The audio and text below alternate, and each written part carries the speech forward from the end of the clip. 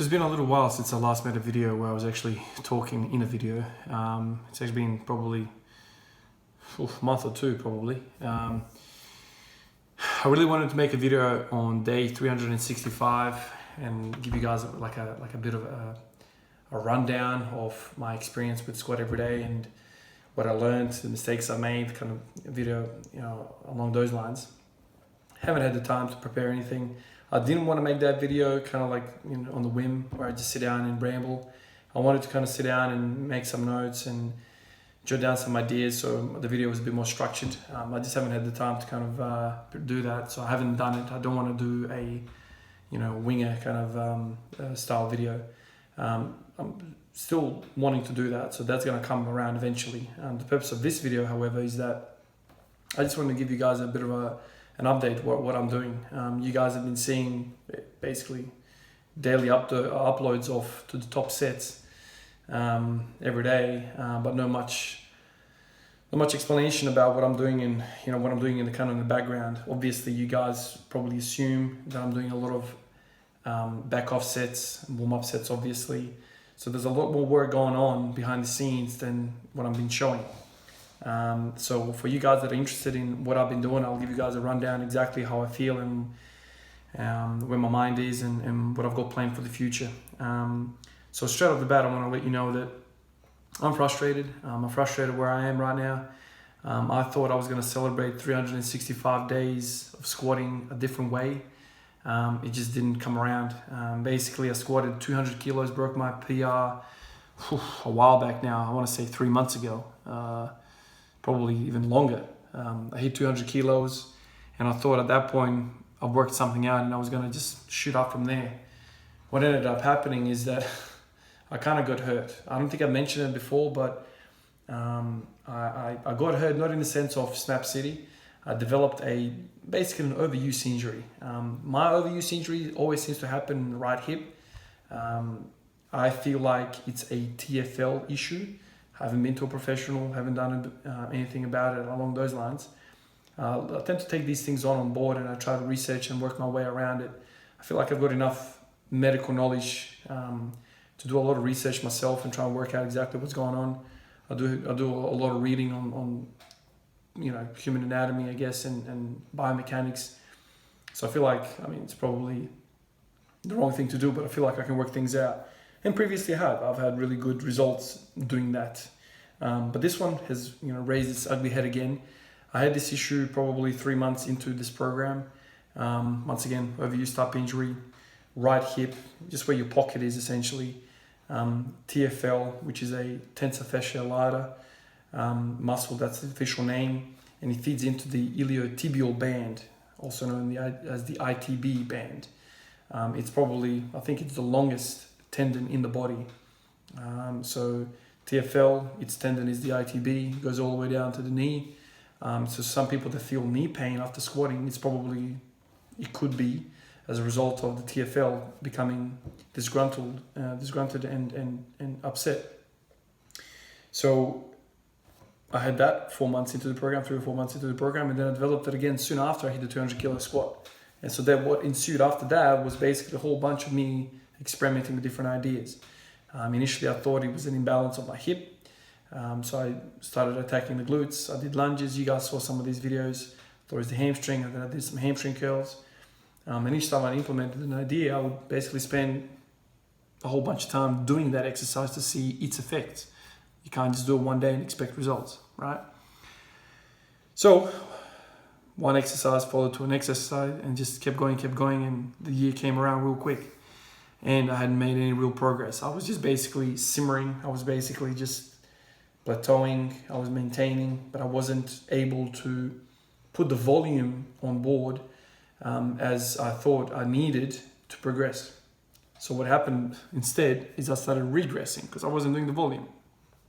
The one thing though that helped me out a whole bunch was high sets. So high rep sets. That kind of really helped me out. I don't know whether it was the high reps that were helping the TFL or was it just the long ass warm-ups that I was doing that was helping me out. The drawback of that was obviously is that you can't do high rep sets every single day, right? Because you can't recover. So then I tried something else, and the story goes, 360 days, 365 day came around and I hadn't made progress. So now I'm 370 days in and I still haven't hit 200 kilo squat. Then I reached the period where I was like, I'm not gonna do any more talking, man. I'm not gonna do any more talking until I progress. I wanted to make the video for the 1 year thing. I wanted to kind of break down some of these issues that I'm raising here. I wanted to kind of run everything, break everything down, make a long ass video, but structure it in a sense where I can talk about some of these things. Because there's a lot of positives also in the squat every day. It's not just the TFL issue and that's it. I've made wonderful gains and I've learned certainly a lot of things. But right now I'm frustrated, basically. I'm frustrated because I haven't gained what I wanted to gain. If I ran this program again, I mean, basically I'm still running it. So, you know, day 700 something is going to come around, I'm sure, hopefully, and I might be in a better spot. But if I had the opportunity again, like from day one, if I took, say, a month off and I ran it again, I feel like I'm much more equipped with knowledge and ideas of how to approach this thing. Squatting every day alone is not enough. You can't just do the Bulgarian style squatting every day where you just work up to a crazy ass single and call it a day and then come back a couple of hours later, keep doing that. If you're natural, that you're not gonna. I feel like you're not going to make progress. It's impossible. You just don't have the capability to recover as somebody that's enhanced. So straight off the top, that's not going to work. Squat every day is really good at maintaining the skill of expressing your near maximum squat. You get really good at doing that expression. However, the building part comes from the back offsets. And the back offsets is somewhat an enigma for me because you could approach it many different ways. You can do sets of freaking 30 or you can do 5 sets of 5 at 80%. You can do all sorts of things. Right now, I'll tell you exactly what I'm doing right now. I'm using some of Smolov's ideas. For those of you who don't know what Smolov program is, it's basically a linear progression, a linear periodization where you squat 4 times a week, and it's concurrent. So you're doing heavy work and you're doing high rep work. So day 1 you're doing 70% for 4 sets of 9. Day 2 you're doing 5 sets of 7, I think. Day 3 you're doing 7 sets of 5, and then day 4 you're doing 10 triples at 85%. So you go from 70 to 85% all in 1 week. So you're hitting both building and expressing in the same week. I like that, and so that's why I'm doing it. I feel like it's a challenging program. I've read quite a lot about it. Somebody described it as a bloodshed. Definitely not for somebody that's kind of fresh in the game. The reason I decided to do it is because, well, I've been squatting for a year now straight, and I feel like my work capacity is really good. So I feel like I could take this, but we'll see how we go. I think I've done 2 days now worth of that. The results have been okay. I've been tired. I definitely feel the increase in volume. I did 10 sets of 3. That took me probably 35 minutes to do all those sets. That was kind of hard. And that's the other thing, like that particular program, I did it at 5 o'clock in the morning before I went off to work. So, to wake up early in the morning, do your training max rep, and then do 10 sets of triples at 85%, that's heavy ass work, man. You guys probably know that early on in the morning, you don't really have the mobility to get into some of those optimal positions in the squat, and here I am like pushing to the max. But I have to work around it because that's the way my life is. And you guys still with me? And basically that's the way it is. That's the way my life is right now. And you can whinge about it, you can complain about it, but that's the way it is. So yeah, I'm doing the Smolov right now. Hopefully that's going to get me back up to 200 kilos. I'm kind of close. I'm hitting 199 basically every day. So I feel I could get to 200 kilos pretty soon. Obviously, I'm not going to push through comfort zones. Form has to be still really good for me. I'm not going to compromise my sparring position just to get to 200 kilos. I always say to myself, my goal is not to hit 200 kilos. My goal is to hit 300 kilos. So my goal is very, very far beyond this 200 kilo mini goal. So I don't want to jeopardize my long-term goal for this, silly ass, first couple of steps ahead of me. My idea is always kind of, long in the future. So I need to kind of get in the groove of trying to work out exactly how to deal with not becoming, not developing overuse injuries like the TFL that I had, but also having enough volume in my training to progress. It's a fine balance. When I look back in my journal, when I look back into the logbook, I can see certain things that happened which led to me developing this issue. Similar patterns happened in 4 month, kind of 3 month or 4 month, whatever I said early on in the piece. So 3 or 4 months in, developed a TFL issue. 10 months in, developed a TFL issue. And both were kind of overuse injuries, I feel. But both periods, I had times where I was doing too much, not just of squatting, but also posterior chain work. RDL, good morning, block pulls. They really make my squat feel lighter. However, every single time I do this type of thing, my hips get upset. I feel like something goes wrong. Maybe I get too much fatigue in the hip extension portion of my movement, and my TFL gets unhappy. I still haven't worked out exactly what the cause of that is, but right now I'm feeling okay. Right now, my working diagnosis is it could be my ankles. When I don't have enough dorsiflexion and when I'm leaning over a whole bunch, obviously my hips come into play a lot more, and that's when I develop a bit of an uncomfortable kind of sensation in the bottom of the squat. But when I feel really refreshed and I feel really warmed up, and my hips and ankles are feeling good, it's when my dorsiflexion is up on par.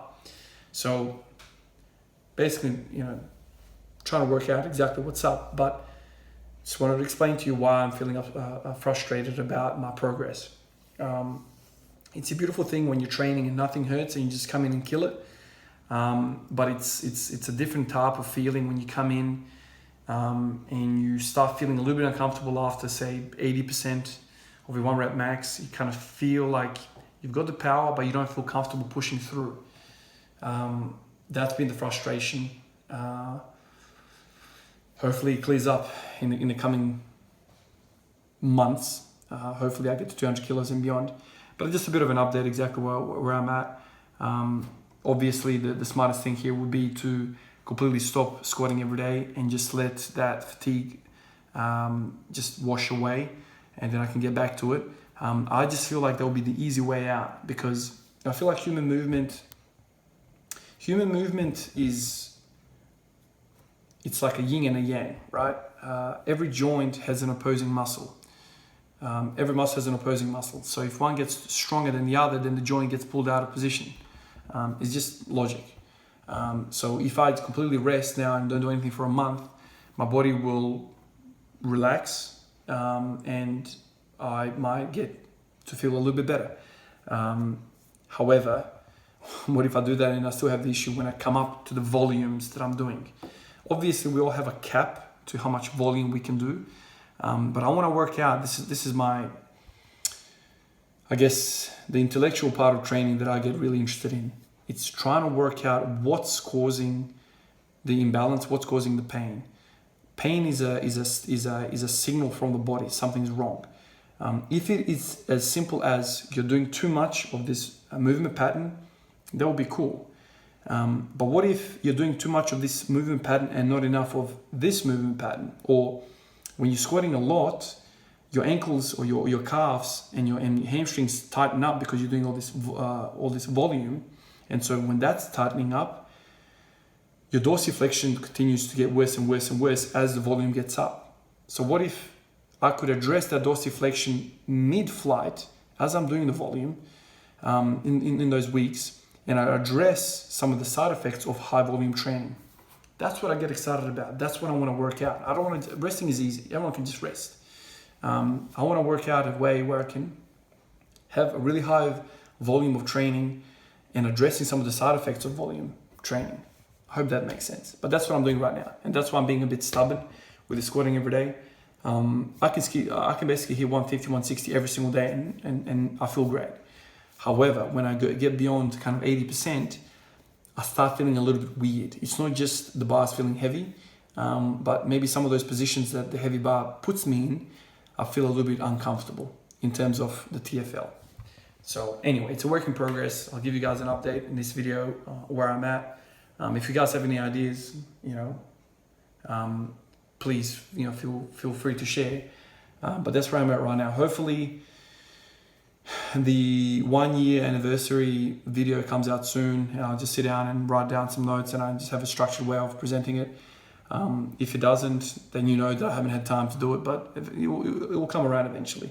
Because I want to use that video as kind of like a bit of a resource for somebody that's kind of looking into this type of training. They can just sit down and watch this video and take it from a guy that's actually done it for a year.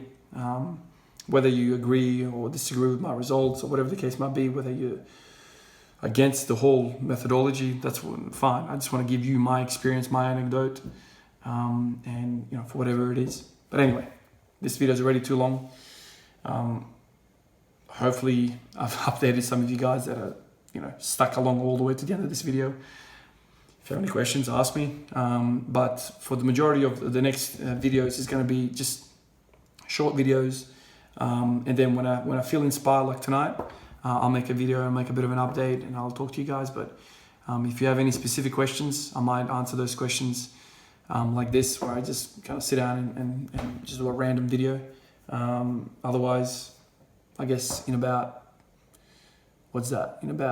8 hours, the next video will be coming up, because I've got work tomorrow, so I'll be getting up at 4 o'clock, 4:30 in the morning. So I'll be uploading that video as soon as it gets recorded. Hopefully tomorrow I can hit 190. Hopefully tomorrow is not the small of day.